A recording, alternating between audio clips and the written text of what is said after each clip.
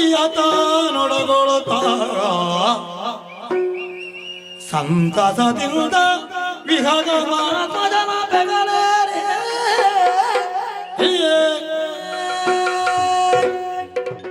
ಧರ್ಮಸ್ಥಳ ಮೇಳದ ಯಕ್ಷಗಾನ ಪ್ರಸಂಗದ ವೇಳೆ ಯಕ್ಷಗಾನ ಕಲಾವಿದರೊಬ್ಬರು ಪ್ರೇಕ್ಷಕರಿಗೆ ಕ್ಲಾಸ್ ತೆಗೆದುಕೊಂಡ ಘಟನೆ ನಡೆದಿದೆ.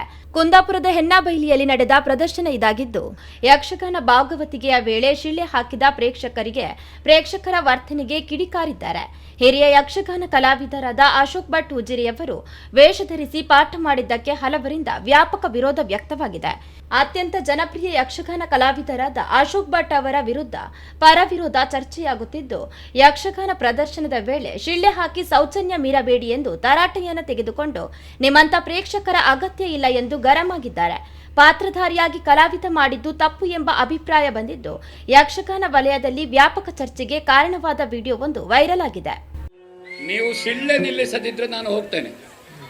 ದೊಂಬರಾಟ ಅಲ್ಲ ಇದು. ನಾನು ಆಗಿಂದ ಗಮನಿಸ್ತೇನೆ, ಚೌಕಿಯಲ್ಲಿದ್ದೇನೆ, ಸಭ್ಯ ಸಭೆಯನ್ನು ಬಯಸ್ತೇನೆ.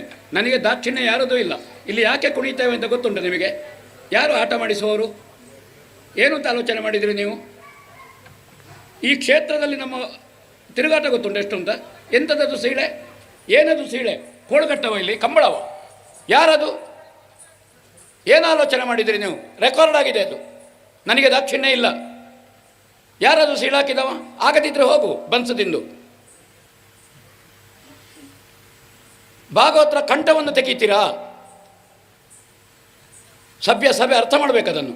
ಹುಚ್ಚರನ್ನು ಬೆಳೆಸಬೇಡಿ, ಕಲಾ ಪ್ರೇಕ್ಷಕರನ್ನು ಬೆಳೆಸಿ.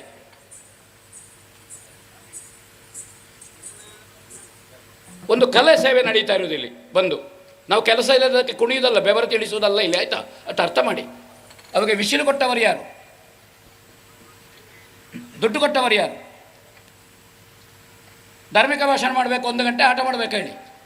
ಏನು ಹೇಳ್ತೀರಿ ಹಿರಿಯರೇ? ಯಾವುದನ್ನು ಬೆಳೆಸಬೇಕು ಅಂತ ನೋಡಿ, ಆಲೋಚನೆ ಮಾಡಿ.